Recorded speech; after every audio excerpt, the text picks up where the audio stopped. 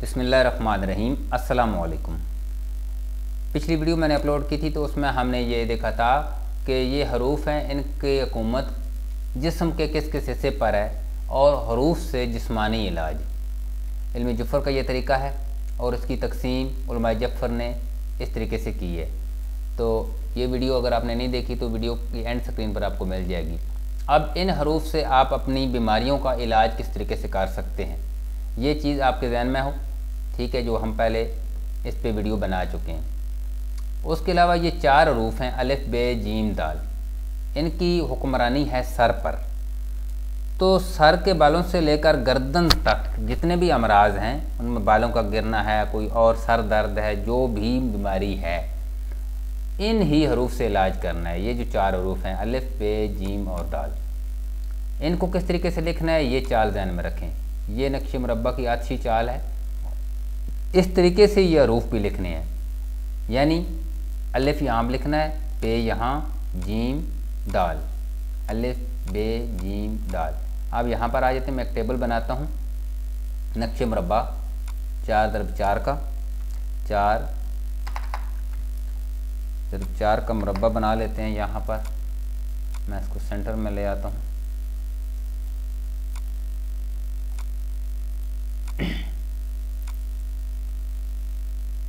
यहाँ पर इसकी विड्थ कम कर देते हैं, 40, 34 चले रहे हैं, 34 सेंटर में कर दिया। ये चाल नक्शे मुरब्बा मैंने बना लिया। इस तरीके से आपने बना लेना है।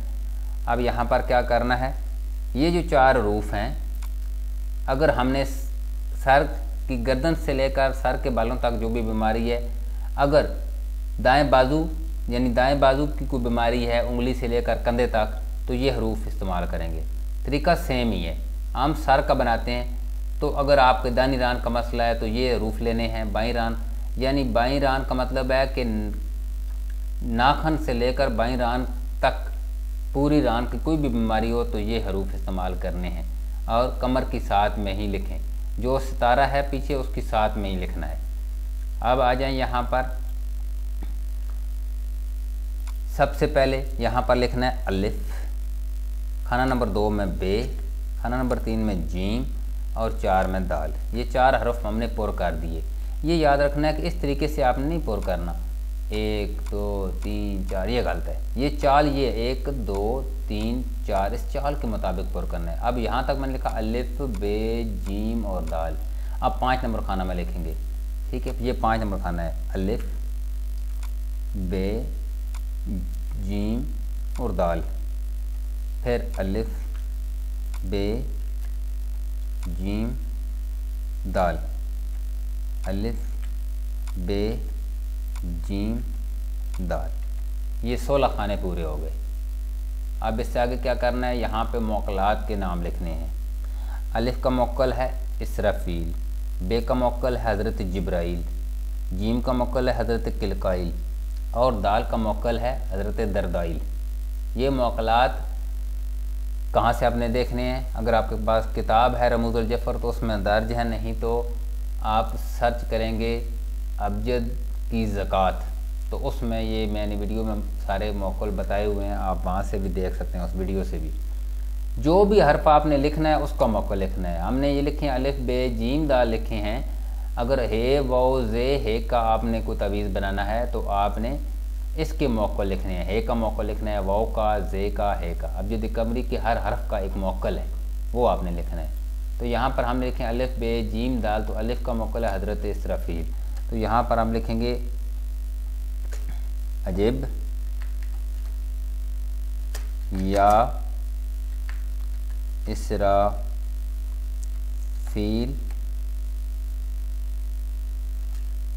बेहक के अलिफ, अलिफ इस तरीके से लिखेंगे। और साइड में लिखेंगे बे का मौक़ल, यहाँ पर अब साइड पे लिखेंगे बे का मौक़ल यहाँ पर। और जिब, यानी इस तरीके से, यहाँ पर ड्राइंग में नहीं कर सकता, उजिब या जिब्राइल, बे का मौक़ल लिखेंगे, ठीक है। यहाँ पर मैं नीचे लिख देता हूँ। आपने जब कागज़ पर लिखना है तो इस तरीके से लिखना है, जिब या जिब्राइल या बेहक्के या बा, इस तरीके से ये यहाँ पर लिखेंगे इस कोने पर। फिर नीचे आपने लिखना है दाल का मोकल, और जब या दरदाई बेहक्के या दाल या जीम।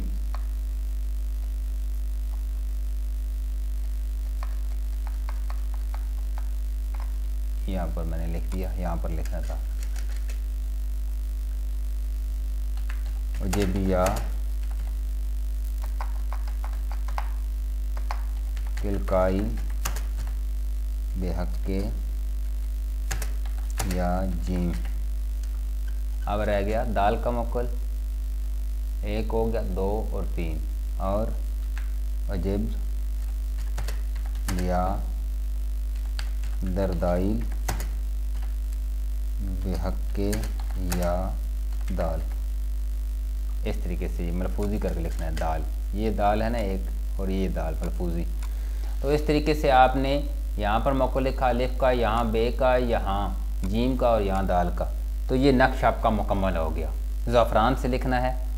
अब इसका तरीका क्या है, आप इन हरूफ को पढ़ भी सकते हैं इसी तरीके से। और जब या इसराफील बेहक्के अलिफ, जब या जिब्राइल बेहक्के या बा, ठीक है। ये आपने 28 मरतबा इनको पढ़ना है, ये 28 मरतबा, ये भी 28 मरतबा, ये भी। और एक प्लेट लेनी है, प्लेट में आपने ये नक्श लिखना है। ये नक्श लिख कर ज़ाफ़रान और गुलाब की स्याही बनाएं और ये नक्श प्लेट में लिखें, और इसी तरीके से उस प्लेट को हिलाकर उस मरीज़ को पिला दें। 1 घूंट 2 घूंट जितना बनता है वो पिला दें। इस तरीके से आप 7 प्लेटें कम अज़ कम पिलाएं, इंशाअल्लाह ताला शिफा होगी। तरीक़ाकार यही है जो मैंने आपको समझा दिया है। इस तरीके से आप किसी भी बीमारी का इलाज हरूफ के ज़रिए कर सकते हैं। दोबारा समझ लीजिए कि इस नक्श को अपने ज़फ़रान और गुलाब की स्याही से लिखना है, प्लेट लिखनी है, फजर की नमाज़ पढ़ें, 2 नफल हाजत की नीयत से अदा करें, उसके बाद ये हरूफ लिखें। ज़फ़रान से लिखने के बाद दुरूद पाक का विर्द करें और ये प्लेट उस मरीज़ को बिस्मिल्लाहिर्रहमानिर्रहीम पढ़ कर पिला दें, ये नक्श खोल कर। और मरीज़ अगर पढ़ सकता है तो ये चारों हरूफ के मोकलात और ये हरूफ पढ़ने का तरीका यह है। और ये बिया इसराफील बेहक्के अलिफ, इस तरीके से मोकल का नाम, और बे और जीम और दाल 28 मरतबा ये पढ़े। ये एक पढ़ेगा, ये 28 मरतबा, ये 28 मरतबा और ये भी 28 मरतबा। इंशाअल्लाह ताला 7 दिन तक 7 प्लेटें भी उसको उसी टाइम पर लिख कर पिलाएँ। कोशिश करें पहले दिन जब आप पढ़ें तो ये भी आप ध्यान में रखें कि ज़ेल के साथ हो तो बहुत अच्छा है, क्योंकि इसका ताल्लुक़ है ज़ेल से, तो ज़ेल के साथ में ही लिख लें तो बेहतर है, क्योंकि ज़ेल के मुतल्लिक़ा हरूफ हैं। तो ये तरीक़ाकार है। इस तरीके से आप किसी बीमारी का इलाज यहाँ पर देखें। अगर आप बाएं बाजू की बीमारी का इलाज करना चाहते हैं, कोई प्रॉब्लम है, कोई डिफेक्ट है, तो उसका करें। पुश्त की बीमारी, ये सारी हुक्मरानी है हरूफ की। और इस तरीके से नक्श बनाना है। मोकलात का मैंने बता दिया, वीडियो के एंड स्क्रीन पर आपको वीडियो मिल जाएगी। मोकलात वहाँ से आप देख सकते हैं कि अलिफ का, दाल का, ज़ैन का, जीम का, ज़ोए का क्या मोकल है। इस तरीके से आप हरूफ के ज़रिए जिस्मानी इलाज कर सकते हैं। अल्लाह निगहबान।